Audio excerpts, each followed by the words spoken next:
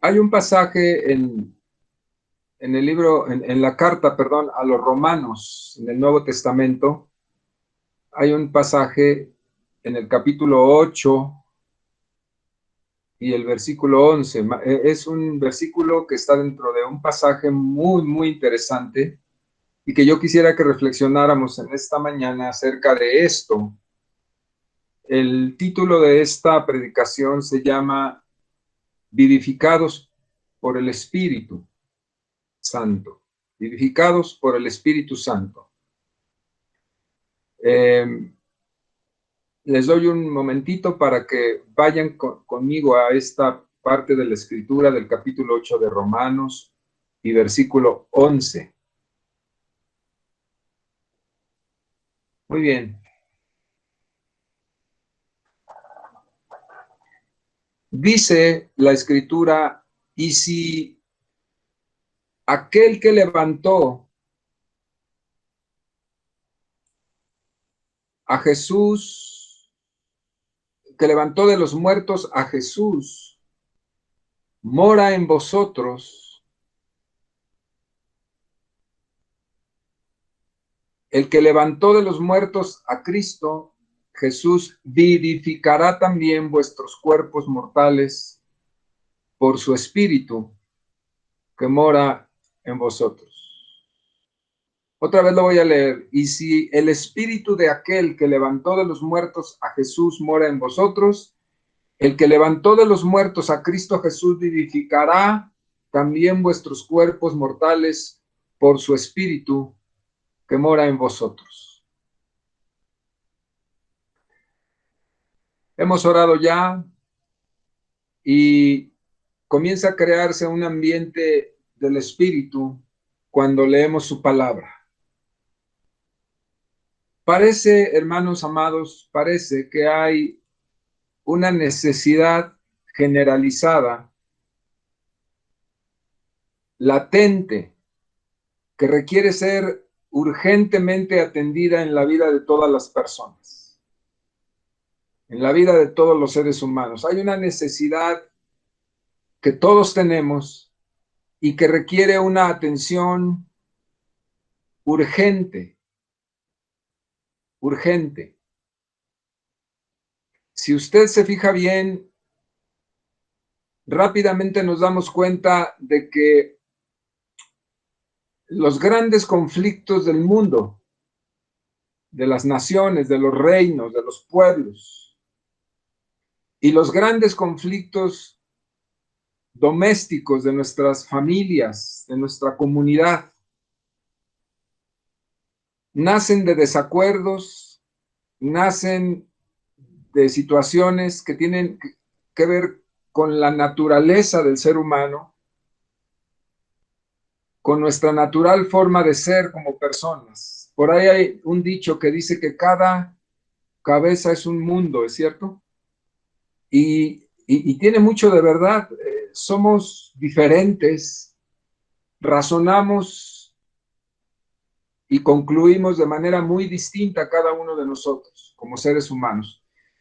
El gran problema es que nuestro razonamiento y nuestras conclusiones, de las cuales generalmente estamos como muy seguros todo el tiempo, cada uno tiene la razón, cada uno tiene su propia razón que para cada uno, pues es lo verdadero, es lo cierto, es la verdad, aunque no fuera tan cierto, para cada uno nuestra forma de razonar y ver la vida y las cosas es la verdad. Pero parece que existe una lucha en el corazón de todos los seres humanos, ¿verdad? Que crea este desajuste de la existencia humana. Por eso tantos problemas. Dentro de nosotros no nos ponemos de acuerdo. Estamos hablando de que nosotros mismos, usted y yo, quizás solo yo, espero que usted no tenga tanto ese problema, pero tiene que ver con la naturaleza, ¿verdad? No nos ponemos de acuerdo en sí mismos. Por ejemplo, yo a veces hago cosas que no me gusta hacer, como dice Pablo. en Romanos. Hay cosas que usted hace que sabe que no están correctas, pero termina haciéndolas. Hay un conflicto interno en el ser, del cual nos damos cuenta y que la Biblia nos da cuenta también. Coincidimos con la palabra en el entendimiento de que algo sucede en nuestra naturaleza humana que no permite que haya una armonía completa. Parece que hay un conflicto ahí en la existencia. Y la misma Biblia da luz a esa verdad y también da luz y revela que la causa de ese desajuste de la existencia, de esa imperfección, es justamente o tuvo justamente su origen en el huerto del Edén, en el Génesis, particularmente en el capítulo 3 del libro de Génesis, cuando el hombre cae en pecado, habiendo sido creado perfecto. En la época de Adán y Eva no había ese desajuste. Todo era completamente armonioso y perfecto en sí mismo, creado perfecto desde el corazón de la perfección absoluta que es Dios. Antes de la caída no teníamos ese conflicto. Es la intromisión del pecado en el mundo, en las personas de Adán y Eva, en que nosotros adquirimos ese conflicto de la existencia humana y todos los hijos de Adán y Eva llevamos encima nuestro esta situación, este conflicto, este caos. Por eso no nos ponemos de acuerdo. Por eso sufrimos tanto.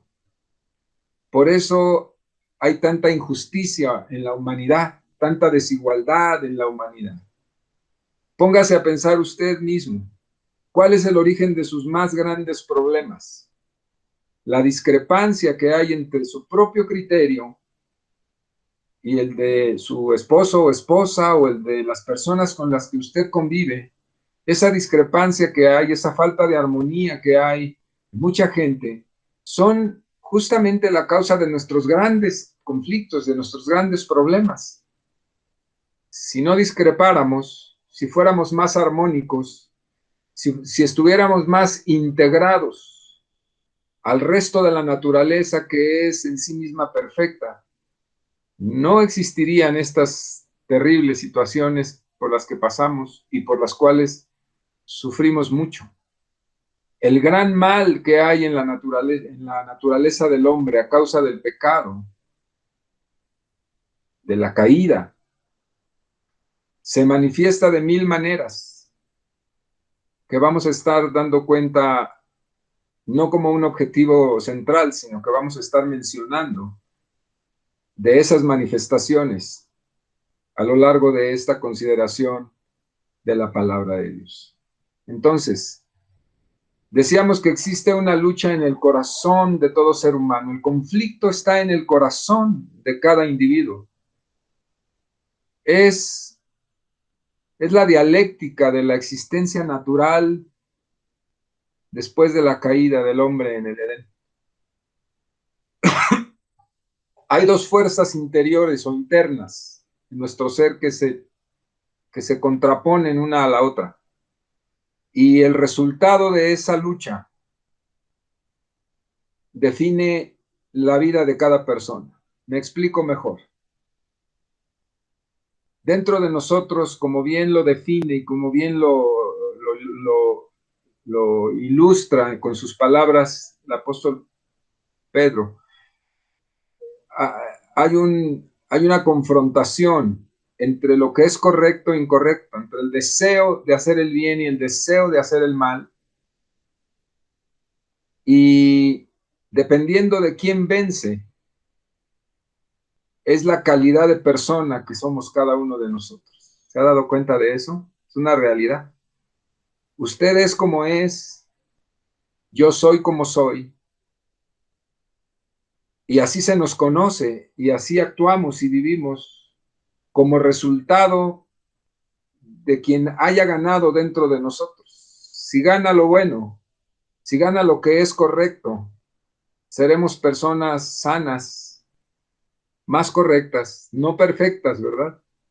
Pero más acercado a lo correcto.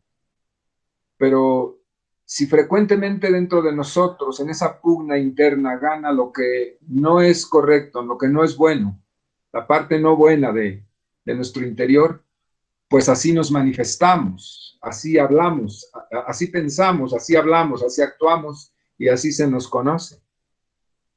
Entonces, la definición de nuestra vida personal tiene que ver con esa pugna interna que hay en cada uno de nosotros. En este caso, tomando el versículo que acabamos de leer, es muy interesante lo que dice de manera tácita, lo que involucra a este versículo. Voy a volver a leerlo. Dice, y si el espíritu de aquel que levantó de los muertos a Jesús mora en vosotros, el que levantó de los muertos a Cristo Jesús vivificará vuestros cuerpos mortales por su espíritu que mora en vosotros. Quiere decir, mis queridos hermanos, quiere decir de forma implícita que hay una cierta muerte dentro de nosotros, del ser humano en general. Hay una cierta muerte dentro de la naturaleza del ser humano. Una muerte que se manifiesta en error, que se manifiesta, como hemos dicho, en odios, en venganzas, en perversidades, en acciones que dañan, que matan, en robo, en todo lo que conocemos como mal de la humanidad, es inherente a su naturaleza caída. Así que cuando este versículo interesantísimo dice que necesitamos, de una manera tácita, dice, necesitamos ser vivificados por el Espíritu de aquel que levantó a Cristo, es decir, al Espíritu Santo, lo necesitamos para resolver los grandes conflictos de nuestra existencia y de nuestra naturaleza carnal. No se puede resolver la vida interior, no se puede con buena voluntad, no se puede con buenos propósitos, no se puede portándonos bien. No es posible, no es la manera, no es la ruta. El esfuerzo humano, la fuerza de voluntad personal humana no resuelve nuestro conflicto interior. Note lo que dice ahí. Lo pone como una condicionante.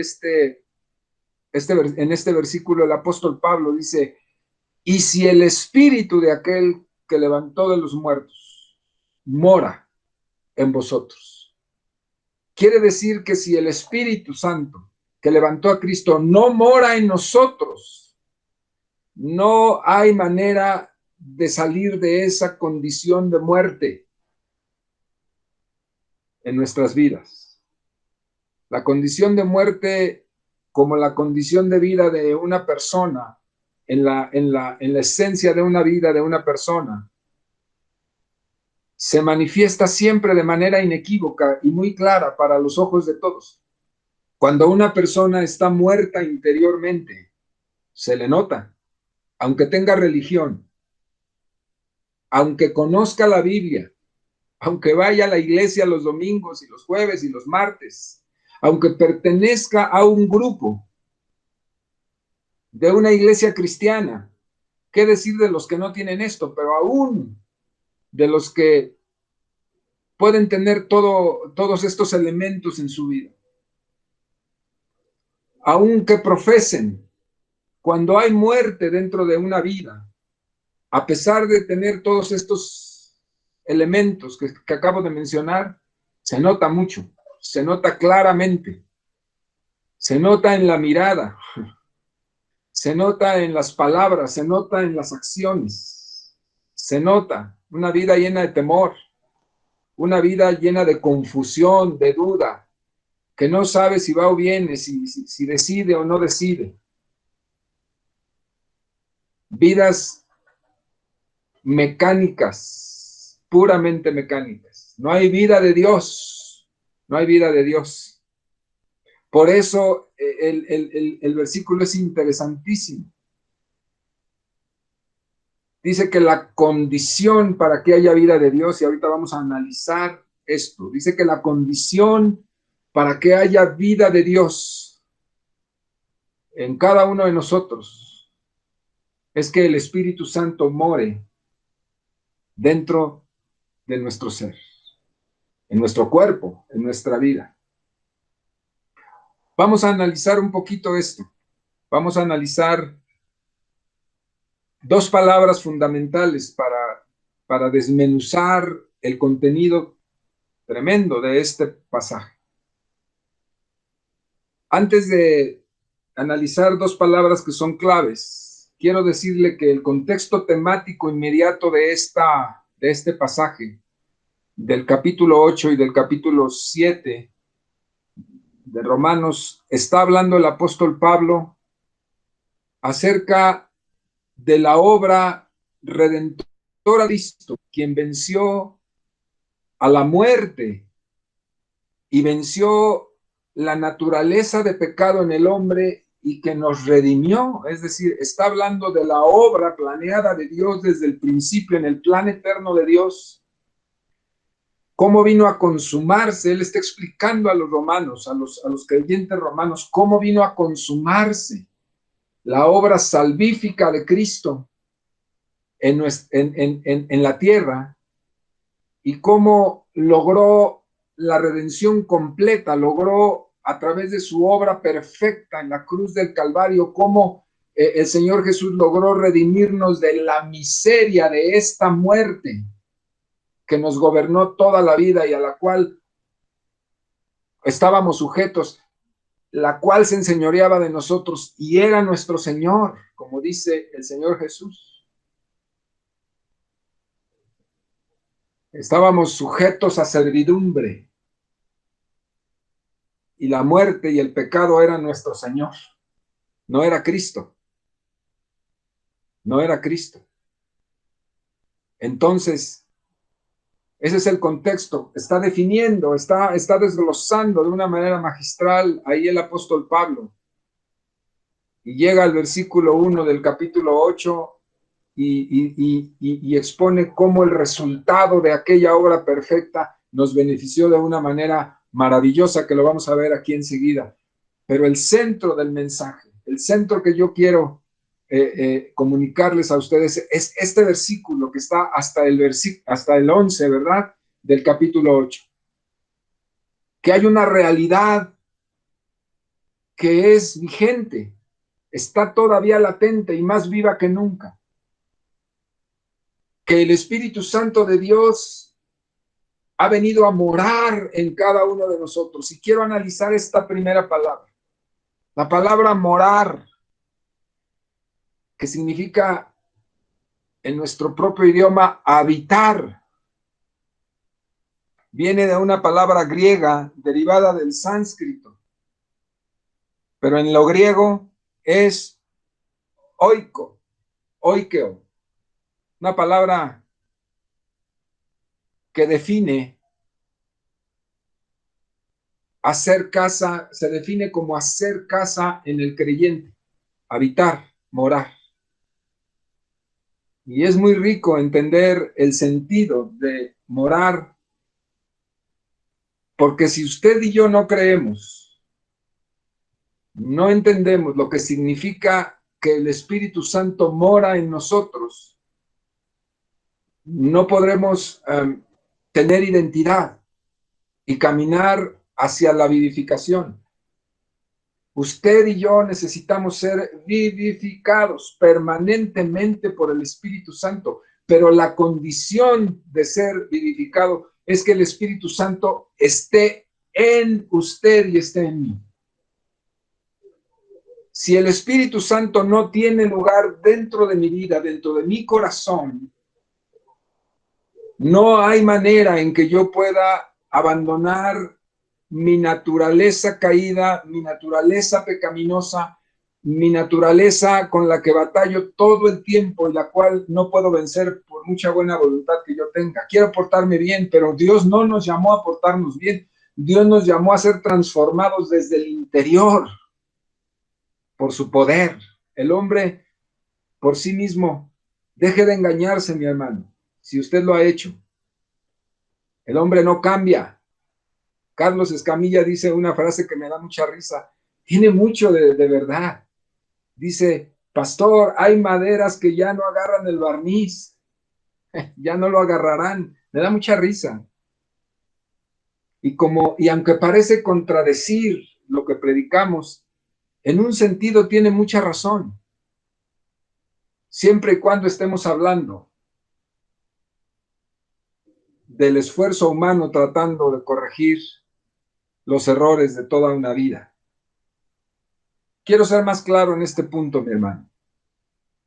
Hay mucha gente que hace grandes esfuerzos por hacer las cosas bien.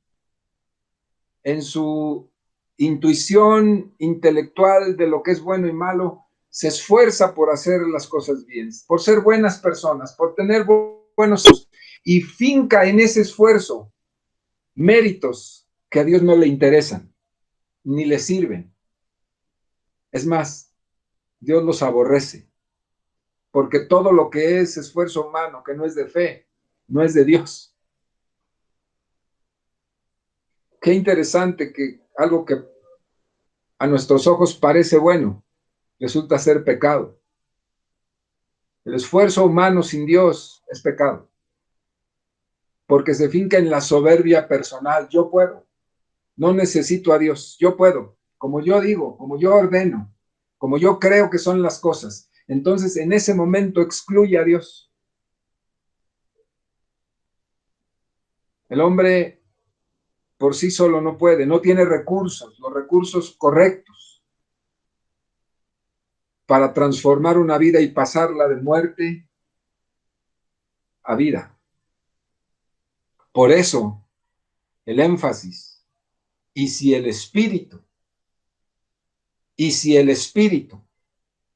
como una condicionante, diciendo en otra forma, solamente bajo la condición de que el Espíritu Santo, que es aquel que levantó a Jesús de los muertos, el Espíritu de vida, el Espíritu que tiene poder, el Espíritu que fervece, el Espíritu que tiene todas las posibilidades de transformar, de hacer gente nueva desde el interior. Si Él mora en tu vida, viene a hacer casa a tu vida, viene a hacer casa a tu corazón, decía el apóstol, ¿o no sabéis que vuestros cuerpos son el espíritu, son el templo del Espíritu de Dios? Literalmente, el Espíritu de Dios mora en nosotros, dentro de este cuerpo, dentro de este cuerpo, en el corazón, en el centro mismo de mi existencia. El cuerpo no va separado del espíritu ni de la mente, es una unidad perfecta hecha por Dios, dentro, en el centro, lo más profundo de nuestra existencia. Ahí es donde hace morada el Espíritu Santo o no. Ahí es donde está o está ausente. Y entonces la gran condición es que Él esté habitando, que Él esté gobernando, que Él esté vigente, vivo como es, en el centro de nuestra existencia, en el centro de nuestra voluntad. Y aquí viene un asunto muy interesante, cuando el Espíritu Santo entra y comienza a enseñorearse de nosotros porque abrimos el corazón a Cristo. Él comienza a quitar todo lo que estorba, y lo primero que estorba en la naturaleza humana es nuestra voluntad soberbia, de querer ser y hacer nosotros las cosas por nosotros mismos, como creemos que es correcto. Eso es lo primero que aniquila. Si no permitimos que eso sea aniquilado de nuestras vidas por el Espíritu de Dios, quien es un caballero y no nos va a obligar, ¿verdad? Pero si no permitimos que lo haga, seguiremos gobernando nosotros y el Espíritu echado a un lado. No porque Él no pudiera, sino porque Él respeta el albedrío y la voluntad que un día nos dio, porque Dios es un Dios de orden. Pero cuando viene el Espíritu de Dios y le permitimos, entonces si el Espíritu poderoso que levantó a Cristo hace casa dentro de nosotros, es cotidiano convivir con Él, es normal que Él esté dentro de nosotros. Una de las grandes desgracias, y la palabra que uso de desgracia es correcta, teológicamente hablando, es que seguimos pensando católicamente que Dios está afuera y que tiene que venir y que algún día esperemos que Él quiera venir y quiera hacernos el favor de estar entre nosotros. Ese es un error teológico doctrinal garrafal. Dios no está afuera ni está en el cielo ahí en las nubes. Dios está dentro de ti o no está. Cuando recibiste a Cristo, Él se enseñoreó de tu vida, entró, porque tú le diste la oportunidad. Y Dios no está afuera. Dios está dentro de cada uno de nosotros, morando. Y cuando está morando, haciendo casa, habitando regularmente, rutinariamente, pero gloriosamente, dentro de nosotros, la cosa de la persona, la vida de la persona, ¿verdad? La cosa cambia. Y cambia en serio. No es ya una religión externa. Por eso no nos apura si llegamos a la iglesia o no llegamos, en el sentido de volver, ¿verdad? Porque el templo que tenemos ahí no debe ser el centro de nuestra vida espiritual. Qué bueno que Dios nos ha dado una lección con eso. Ahí se nota cuando una persona tenía la mentalidad católica, decía yo, de ir a la iglesia y encontrarse a Dios ahí. Ahí no está Dios si no estamos nosotros. Dios no está ahí en Vasconcelos 13 si no estamos nosotros. No es sagrado el lugar. Es un lugar que ocupamos, que honramos, como lo que es un sitio geográfico. Pero la vida de Dios no está ahí. La vida de Dios está en ti. La vida de Dios está en tu corazón. Si eres creyente en Cristo, nacido de nuevo. Y la manifestación de que la vida de Dios cotidianamente habita dentro de tu corazón, en ti, y eres morada de Cristo, la manifestación es clarísima, es evidente, no se puede mentir, no se puede fingir si el Espíritu de Dios mora en ti o en mí, no se puede. Como tampoco se puede fingir ni se puede engañar a nadie cuando no está el Espíritu. Esta enseñanza es fundamental para la vida de cualquier creyente y muy elemental. Dios vino a ser morada en nuestro corazón. Por eso Jesús, después de tanta religiosidad judía, le dijo a la mujer samaritana, ella le preguntaba, Señor, ¿dónde tenemos que adorar? ¿En el monte, según mis padres, o en el templo, según ustedes los judíos? Y Jesús, con mucha sabiduría y en el entendimiento profundo de lo que es adorar verdaderamente a Dios, le dijo, la hora viene y ahora es decir, ya llegó el tiempo, en mí se cumple el tiempo, cuando los verdaderos adoradores adorarán en espíritu y en verdad, no en el monte, no en el templo, no en la iglesia, no en la parroquia. Y cuando digo iglesia me refiero al sentido este que tenemos del edificio, ¿verdad? No en un lugar específico, sino que adorarán en espíritu y en verdad dentro de ellos. La adoración a Dios está dentro de ti o dentro de mí, o no hay adoración. Tremendo, ¿no? Tremendo. La adoración a Dios. ¿Tú eres un adorador o no lo eres desde tu corazón? Yo veo tan claramente cuando a la gente no le gusta la alabanza, no llega a la adoración, a la alabanza. Es evidencia de que no hay adoración en su corazón.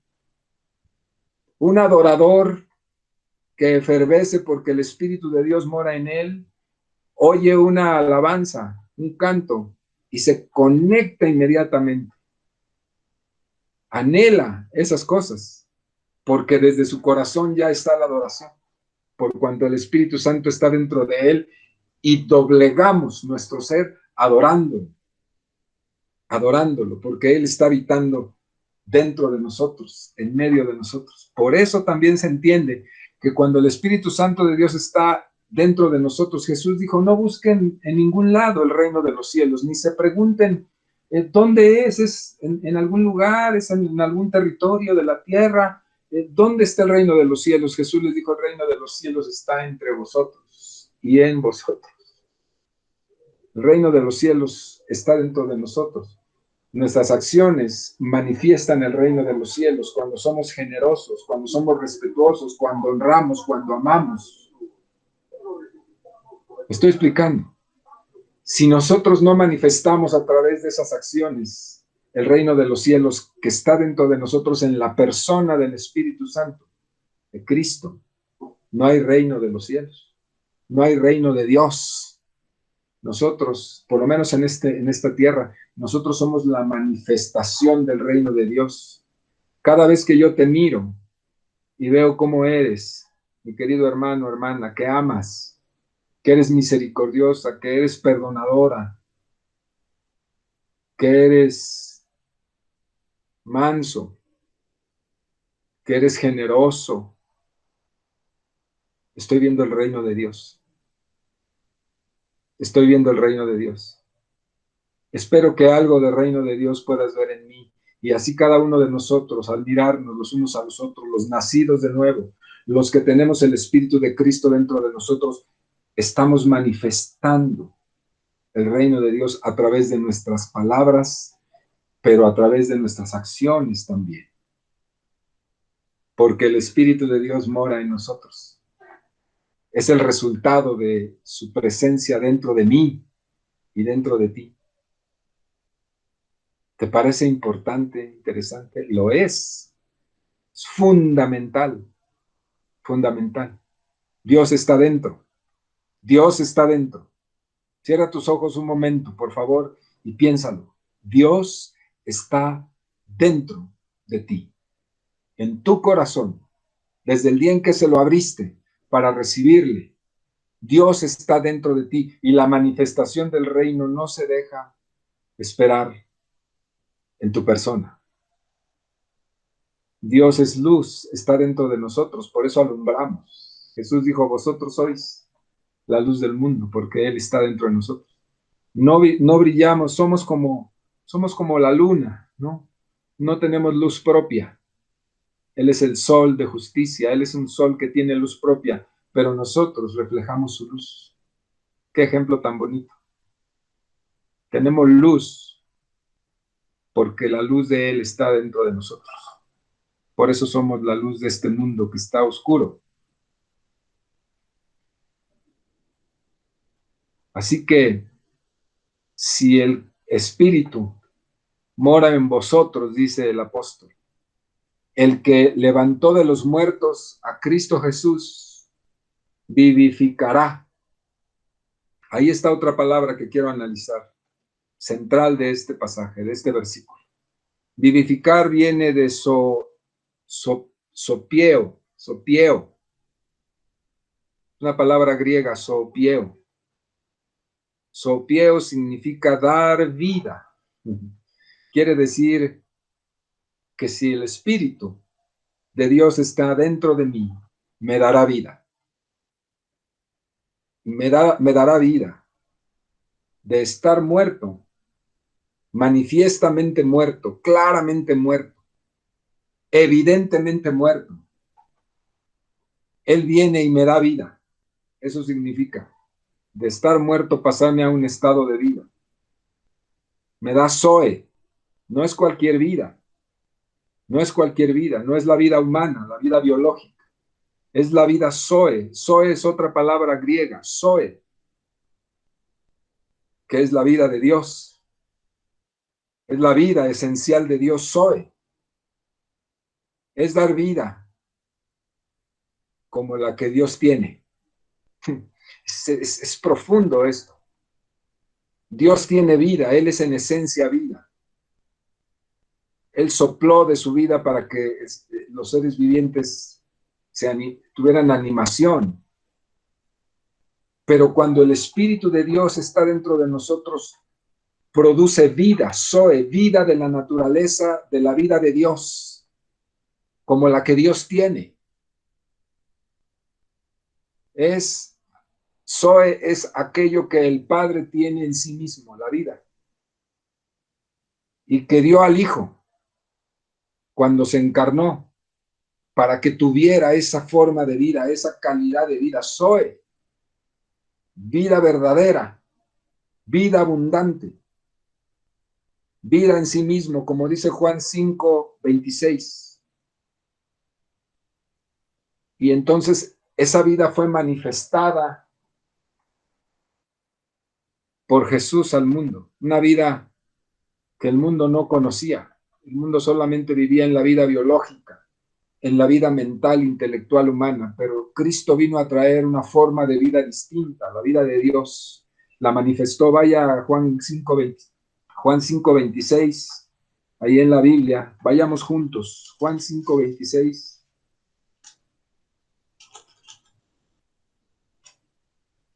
Dice, porque como el Padre tiene vida en sí mismo, ahí en el Evangelio de Juan, porque como el Padre tiene vida en sí mismo, así también ha dado al Hijo el tener vida en sí mismo. El Señor, el Padre, dio vida a su Hijo y fue la vida Zoe, la vida de alta calidad que Dios tiene. Por eso ahí entendemos tan claramente, dice que Él nos dio vida y vida en abundancia. Está hablando vida Zoe, vida de Dios. Como Dios tiene vida de esa calidad, así Dios le dio al Hijo para dárnosla a nosotros. ¿No le parece maravilloso que usted como creyente ha sido dotado de una buena porción, de una buena dosis de la vida de Dios por cuanto tiene el Espíritu Santo en su corazón? ¿No le parece maravilloso? Lo único que tiene que hacer es hacerse a un ladito y decir, pues claro, claro que así es, y dejar que el Señor se mueva en pleno dentro de usted, dominando todos los territorios de su vida interior y al mismo tiempo saneándolos, sanándole, gobernando su vida, porque usted se hace a un lado en su voluntad y le dice, Señor, siéntate en el trono para que haya vida en esta vida. Yo me levanto porque lo único que he producido es muerte, pero tú siéntate para que haya Zoe, para que haya vida en abundancia. Porque el Padre tiene vida en sí mismo, dice este versículo. Así también ha dado al Hijo a tener vida en sí mismo. Jesús traía la vida. Por eso Jesús dijo, yo soy el camino, soy la verdad y soy Zoe, vida de Dios. Soy la vida de Dios que viene a ser impartida a todo aquel que quiera, a todo aquel que lo permita, como usted y como yo, que hemos albergado al bendito Cristo en nuestro corazón, entra el Espíritu de Cristo y nos trae vida y vida en abundancia. ¿Está usted viviendo una vida en abundancia? Claro que sí, porque la vida de Cristo vino a usted. El hombre natural quedó alienado de la vida de Dios, quedó sin la vida de Dios debido a la caída ahí en Génesis 4:8. Lo dice, pero los hombres llegan a ser participantes de esta vida mediante la fe en el Señor Jesucristo. ¿Qué se requiere para tener esa vida? ¿Qué se requiere para cambiar esa vida? No para cambiar hábitos. No venimos a cambiar hábitos. Dice un dicho, los dichos me gustan porque dicen grandes verdades. El hábito no hace al monje. No vamos a cambiar hábitos. No estamos para cambiar hábitos, actitudes, ni conductas para entonces ser mejores. No, es al revés. Por cuanto somos ya mejores, una vez que Cristo entró en nosotros y nos volvimos de su naturaleza, entonces los hábitos se transforman de manera natural, casi sin esfuerzo. Porque la vida de Dios está efervesciendo dentro de nosotros.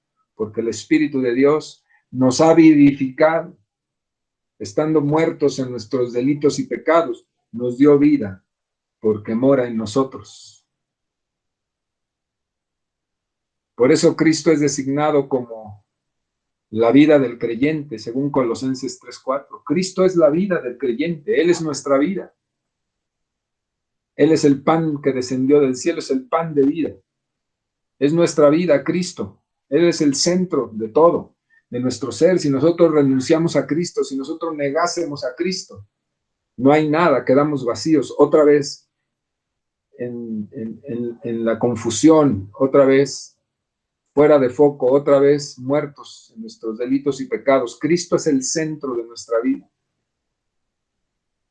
Cuando Cristo nuestra vida se manifieste, dice Colosenses, entonces vosotros también seréis manifestados con Él en gloria. Cuando Cristo nuestra vida. Qué maravilloso, Pablo.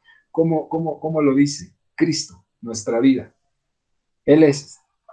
Si Cristo está, hay vida. Si no está Cristo, no hay vida. Si no hay evidencias en mi vida de que Cristo está, tengo que reconsiderar, ir a buscarlo para que esté. ¿Y cómo se hace eso? Yendo de rodillas a la cruz, reconociendo su muerte, y por la fe abrimos el corazón y entra y nos trae vida abundante, vida eterna. Con razón dice, y esta es la vida eterna, la vida Zoe, que te conozcan a ti, oh Padre, quien es la esencia de la vida, y a Jesucristo, a quien impartiste la vida, Zoe. Que te conozcan a ti, oh Padre, y a Jesucristo, a quien has enviado. Esta es la vida de Dios. Esta es la vida eterna. Vida eterna no es cuando te mueras, de ahí para adelante, no. La vida eterna ya fue impartida. Ya fuimos participantes y estamos disfrutando de esa impartición hoy, por cuanto el Espíritu de Dios que levantó a Jesús de los muertos mora en nosotros. ¿Qué le parece, no? ¿Qué le parece? Quiero apuntar solamente en 3 aspectos para ir terminando. Hay una pregunta. ¿Cómo hizo Cristo todo esto? Y nos lleva a esto a analizar la obra de Cristo en la cruz del Calvario, que vino a beneficiarnos a nosotros como seres humanos. Hay un aspecto muy importante que vale la pena considerar aquí. Para vivificarnos, para darnos vida, tuvo que derramar su sangre. La muerte entró, según Romanos 5:12, por el pecado. Ese caos del que hemos estado hablando, el caos de nuestra humanidad, entró cuando entró el pecado, que es rebelión contra Dios, en el huerto del Edén. Este hecho significó la pérdida de la vida de Dios en el ser humano. Le quedó la vida biológica, la animación del espíritu humano, pero la vida de Dios se fue del ser humano. Y para impartir vida al hombre nuevamente y recuperarla, tenía que haber derramamiento de sangre, según la ley levítica 17:11, Levítico. Porque la sangre tiene un símbolo que es la vida. Entonces, para traer vida, Jesús tuvo que derramar vida, su vida, al derramar su sangre. Qué interesante. Ahí la interpretación en el Levítico de derramar sangre en el Antiguo Testamento era quitar o entregar vida. Es muy interesante, es todo un estudio, pero solamente le comento que Cristo entregó vida, vida de Dios, vida para nosotros. La sangre, en virtud de ser vida, es la que hace expiación, es la que limpia, es la que nos limpió. Por eso es tan importante el entendimiento de que esa sangre derramada por nosotros nos limpió, quitó el pecado, quitó la suciedad y nos trajo vida. La sangre derramada de Cristo es muy importante, que todavía es vigente y todavía tiene poder para salvar, para limpiar. En el sacrificio de Cristo con derramamiento de su sangre, el creyente queda identificado con él en su vida inmortal, vida de Dios, vida eterna. No solo para la resurrección, para estar con Dios eternamente, que eso es un hecho consumado de todo aquel que ha nacido de Dios. Ya no irá al infierno, hermano, no se preocupe por eso. Por eso no hacemos obras y cosas para asegurar de que estamos salvos. No, no, no, no. Nosotros ya somos salvados, no iremos a la perdición eterna por la gracia y la obra de Cristo. Pero también esa vida es para vivirla hoy, para la comunión, para la convivencia, para la vida en familia, para la vida con nuestros semejantes, en este presente en la tierra, calidad de vida, calidad de vida. El que tiene la vida de Dios y todavía tiene unos años futuros en esta vida, tendrá calidad de vida.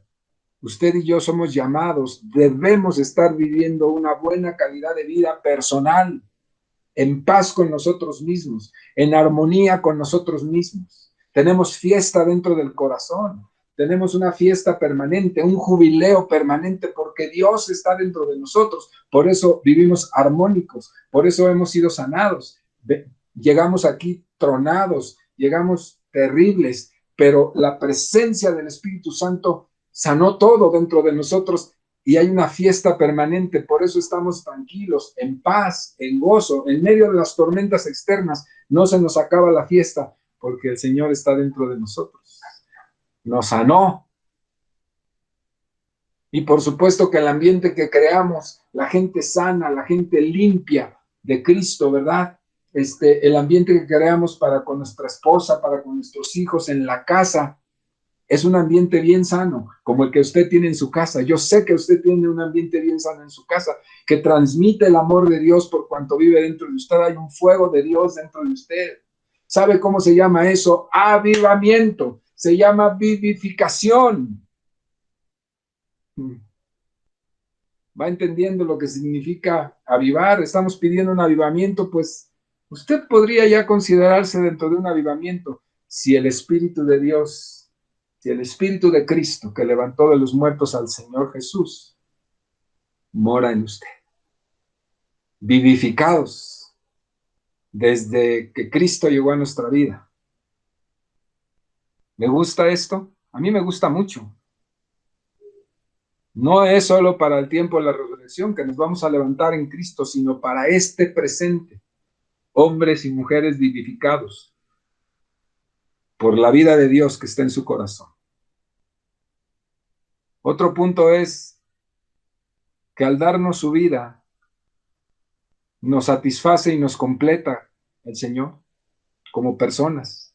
La vida Zoe de Dios es vida eterna.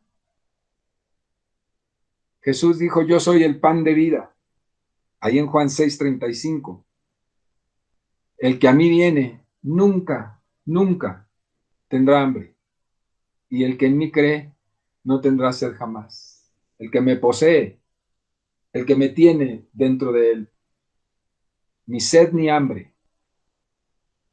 En el 63, versículo 63 del capítulo 6, ahí mismo en Juan dice, el espíritu es el que da vida, la carne para nada aprovecha. Las palabras que yo os he hablado son espíritu y son vida, vida Zoe, vida de Dios. ¿Qué le parece? Hermoso. Tener a Cristo dentro de nosotros es glorioso. Y el tercer punto, al darnos su vida, nos trajo el futuro al presente. Le explico, su vida en nosotros es una posesión presente y real como creyentes debido a nuestra relación con Cristo, es decir, una posesión del futuro al presente. El futuro es glorioso en Cristo. Por eso no tenemos temor. Si viene otra pandemia que no deseamos, ¿verdad? O algo semejante, no tenemos temor en realidad, no temor enloquecedor, tenemos temor natural, que a veces es muy útil, pero no un desquiciamiento, porque en Cristo Jesús el futuro glorioso de Dios es un presente, el cual estamos viviendo. Él nos trae el futuro al presente, un futuro en Él, garantizado, correcto, vidas correctas, vidas prósperas, en todos los sentidos. Es la promesa de Dios cumplida que nos proyecta un futuro seguro, según Juan 5:24, que dice, de cierto os digo, el que oye mi palabra y cree en el que me envió, tiene vida eterna. Vida que empieza hoy, vida efervescente, vida del Espíritu, vida avivada, y no vendrá condenación, mas ha pasado de muerte a vida, vivificados. Vivificados. El avivamiento que estamos esperando, que es la manifestación del poder de Dios en esta nación y en el mundo, comienza con la vivificación de nuestros espíritus. No nos puede agarrar un avivamiento de esa naturaleza que estamos esperando fuera de la vivificación de nuestros espíritus, nos va a aplastar. Yo necesito estar apercibido, yo necesito estar en la sintonía para que cuando llegue yo inmediatamente conecte con Él y no sea incrédulo y diga, eso no es de Dios, porque el Espíritu nos da testimonio de lo que es del Espíritu, y cuando venga una ola de avivamiento, entonces yo estoy preparado porque estoy avivado, porque el Espíritu mismo que está dentro de mí traerá mover externo, y entonces inmediatamente lo identificaré y formaré parte de esa gran ola que Dios traerá en poco tiempo, mi hermano, prepárese. Viene un avivamiento, y ¿sabe quién lo va a identificar rapidísimo? Los avivados, los vivificados en el Espíritu de Cristo, porque mora dentro de ellos, lo identificarán rápidamente, no tendrán problema de incredulidad. Aleluya. Vamos a orar, por favor, hermano. Considere esta palabra, es tiempo de que la iglesia de Dios comprenda la importancia de la vivificación que produce el Espíritu Santo cuando mora dentro de ella. Muchos de sus pecados y de los míos, muchos de nuestros errores, muchas de nuestras múltiples cosas que nos aquejan, serán quitados cuando se haga una realidad esta vivificación, cuando lo creamos y nos hagamos a un lado y digamos, vivifícame. Lo habías pretendido hacer hace mucho tiempo, pero te he estorbado. Vivifícame, aquí estoy, yo me quito. Préndeme, Señor. Verás si no lo hace el Señor. Así debemos estar viviendo, manifestando el reino de Dios, porque Él está dentro de nosotros. Señor, en el nombre de Jesús, te doy gracias porque estás, Señor, revelando estas cosas a los pequeños, dentro de los cuales yo me cuento, Señor, y quiero contarme con sinceridad. Padre, ayúdanos a que cada uno de nosotros, como hijos tuyos, a mis hermanos amados que están escuchando este mensaje, que la manifestación del reino, Señor, a través de nuestra vida sea notoria en Casa de Pan y en nuestros amigos que nos ven, y en las iglesias de esta ciudad, y en las iglesias en esta nación, Señor. Que la efervescencia de la presencia del Espíritu que resucitó a Cristo, Señor, y que ahora está dentro de nosotros, manifieste la gloria de Cristo, Señor, hacia afuera. El reino de Dios es de adentro hacia afuera. Por eso la iglesia es de adentro hacia afuera. El reino va de lo particular a lo general y lo conquista. Señor, préndenos Préndenos, préndete en el corazón de cada uno de nosotros, Señor. Préndete, poderoso Dios, préndete. Perdona nuestros pecados, Señor. Y prende ese fuego, Dios. Queremos ser vivificados en tu palabra, en tu espíritu, por tu espíritu. Y que estos cuerpos mortales, estos cuerpos sujetos a servidumbre, se conviertan en cuerpos gloriosos que sirven, pero a Dios y nada más que a Dios. Te lo pedimos. Bendice a cada uno de mis hermanos y hermanas, Señor, y que esta palabra sea pertinente a su necesidad. En el nombre de Jesús. En el nombre de Jesús, Señor. Amén. Amén.